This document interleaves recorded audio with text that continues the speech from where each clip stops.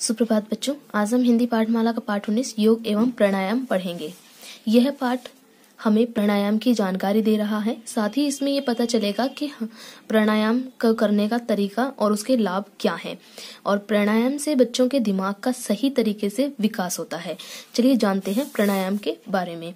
वैसे तो योगासन करने का हमारे जीवन में बहुत महत्व है। इसके अभ्यास से सिर्फ हमारे शरीर का ही नहीं बल्कि दिमाग का भी संपूर्ण विकास होता है। यही कारण है कि योग हमारे शरीर का संपूर्ण विकास करने में सहायक होता है।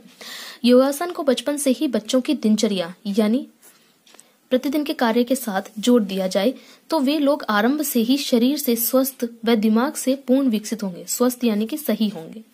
कई तरह के शोध कार्यों से पता चला है कि योगासन करने वाले बच्चों के दिमाग का विकास अन्य बच्चों की तुलना में सही तरीके से होता है। इसलिए योगासन बहुत जरूरी है। योगासन बच्चों की एकाग्रता को बढ़ाता है और उनकी स्मरण शक्ति यानी याद रखने की शक्ति को तीव्र यानी तेज करता है। इसलिए बच्चों को बचपन से ही योगासन करना चाहिए।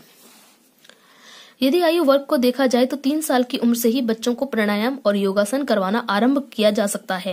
यानी बच्चे को 3 साल की उम्र से ही योगासन कराया जा सकता है और वहीं से शुरू करना अच्छा भी रहता है। जैसे जैसे बच्चा बड़ा हो जाता है वह और अधिक आसन सीखने लगता है। 5 से 12 साल तक की उम्र के बच्चे हर तरह की योगासन करने में सक्षम हो जाते हैं। ठीक है, 5 से लेकर के 12 साल के जो बच्चे होते हैं वो हर प्रकार का प्राणायाम या जो योगासन होते हैं वो कर सकते हैं। यहाँ पर यह बता देना आवश्यक है, जरूरी है कि इससे पहले बच्चे योगासन करें उन्हें इसकी सही जानकारी देना आवश्यक है। गलत योगासन उन्हें लाभ पहुंचाने की बजाय नुकसान भी दे सकता है। ठीक है, अगर हम योगासन को गलत तरीके से करते हैं तो वो हमें लाभ देने के बदले नुकसान भी पहुंचा सकता है। तो बच्चों आइए पहले सीखें कुछ प्राणायाम। ठीक है, सबसे पहले है भस्त्रिका प्राणायाम। यह बच्चों के लिए बहुत ही सरल प्राणायाम है। यह मन की शांति उपलब्ध कराता है यानी कि प्राप्त कराता है। उग्रता को दूर करता है। इसको करने के लिए जमीन पर चटाई बिछाकर बैठ जाएं और आंख बंद करके लंबी लंबी सांस अंदर लेना और बाहर छोड़ना है। ठीक है, इसके करने से बच्चों के शरीर के अंदर ऊर्जा आती है। ऊर्जा यानी कि शक्ति आती है। प्रतिदिन 1 मिनट कम से कम करना चाहिए। ठीक है, तो हमें क्या करना होगा, चटाई पर बैठ जाना है, आंखें बंद करनी है और लंबी लंबी सांसें लेनी है और छोड़नी है। ठीक है, फिर है कपालभाति। इस प्राणायाम को प्रतिदिन 5 मिनट अवश्य करना चाहिए। बच्चे चाहें तो बीच बीच में रुककर भी कर सकते हैं। इस प्राणायाम के करने से बच्चे बलशाली बनते हैं। कैसे होते हैं? बलशाली होते हैं और उनकी स्मरण शक्ति तीव्र होती है। इससे अनेक प्रकार की बीमारियां भी दूर होती हैं।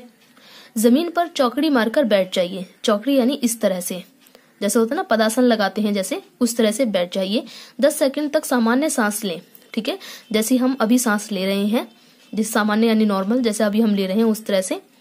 फिर तेज गति से बाहर छोड़े और सांस ले। फिर एक लंबा सांस अंदर खींचे। ठीक है, एक लंबी सांस अंदर की तरफ ले जानी है। फिर तेज गति से बाहर सांस छोड़े। फिर हमें बिल्कुल तेजी से एकदम से हमें उसे बाहर की तरफ छोड़ना है। पेट की मांसपेशियों को अंदर की ओर खींचे। ठीक है, देखिए किस तरह से, इस तरह से अंदर की तरफ खींचना है। इससे फेफड़ों की कार्बन डाइऑक्साइड बाहर निकलती है। 10 बार श्वास यानी कि सांस बाहर छोड़ने की प्रक्रिया करें। अंदर श्वास नहीं खींचना है, यानी पेट को अंदर खींचने के बाद हमें 10 बार बाहर सांस छोड़नी है तेजी से। जैसा कि योग गुरु बाबा रामदेव को भी करते दिखाया गया है। कपालभाति किस तरह से वो करते हैं, पेट को अंदर की तरफ खींच के फिर इस तरह की आवाज करते हुए वो सांस को तेजी से बाहर छोड़ते हैं। तो ये हमें 3 बार करना होता है और इस दौरान हम सांस अंदर नहीं खींचते हैं बल्कि हम सांस को केवल बाहर की तरफ ही फेंकते रहते हैं। फिर थोड़ा आराम करें, फिर दोबारा इसी प्रक्रिया को करें। तो ये होता है कपालभाति। अब हम बात करते हैं अनुलोम विलोम आसन के बारे में। कपालभाति की तरह प्राणायाम भी अनेक बीमारियों को दूर करता है। ठीक है, स्मरण शक्ति की तीव्रता को बढ़ाता है, दिमाग तेज होता है और एकाग्रता बढ़ती है। इस प्राणायाम में श्वास अंदर लेना और बाहर छोड़ना अलग अलग नासिका छिद्रों से किया जाता है। ठीक है, पहले क्या होता है, दाहिने नासिका, दाहिने यानी कि सीधे हाथ से, राइट हैंड। नासिका छिद्र को अंगूठे से बंद कर दो। ठीक है, हमें इस तरह से अपनी नाक को बंद करना होता है। मान लीजिए कि इस जगह हमारी नाक है और हम उसको इस तरह से बंद करेंगे इस उंगली से। अंगूठे से। ठीक है, 2 उंगलियां मस्तक को छुएं। ठीक है, जब हम इस तरह से करते हैं, इस तरह से 2 उंगलियों से मस्तक को छुएं, जैसा कि यहाँ पे आप देख सकते हैं, यहाँ दिखाया हुआ है 2 उंगलियों से मस्तक को छुआ हुआ है।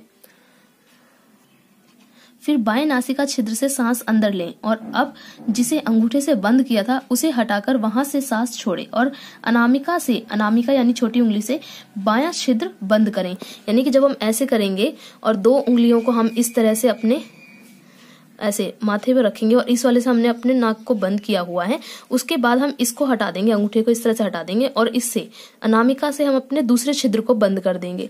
और ये वाला क्योंकि हमने हटा चुके हैं तो ये वाला छिद्र खुल गया, तो इससे बंद करके इस वाले छिद्र से जिस पे अंगूठा था वो वाला खुलने के बाद उससे हम सांस को छोड़ देंगे। ठीक है, अनामिका से बायां छिद्र बंद करें और दाहिने से सांस अंदर लें। इस प्रकार 5 से 10 चक्र करें। ठीक है, तो प्राणायाम के बाद अब हम बात करते हैं आसन के बारे में। सबसे पहले हम बात करते हैं वक्षासन। जमीन पर दोनों पैर जोड़कर खड़े हों, दोनों हाथ दोनों तरफ साइड में रखिए। अब सीधी टांग मोड़कर पैर को जांघ तक ले जाएं, जिस प्रकार इस चित्र में दिखाया गया है। एड़ी ऊपर से ऊपर रखिए। दोनों हाथों को नमस्कार मुद्रा में छाती के पास जोड़िए। 10 से 15 सेकंड तक इसी अवस्था यानी कि इसी दशा में रहिए। हाथ और टांग नीचे लाकर ढीला छोड़िए। यही प्रक्रिया दाईं टांग के साथ दोहराइए। तो यानी कि इस तरह से हमें आसन ये बनाना है अपना, पहले बाएं पैर से फिर दाएं पैर से। अब हम बात करते हैं ताड़ासन के बारे में। जमीन पर दोनों पैर जोड़कर सीधे खड़े हो जाइए। हाथ साइड में सीधे रखें, घुटने व कोहनी को कस कर रखें और छाती को चौड़ा करें।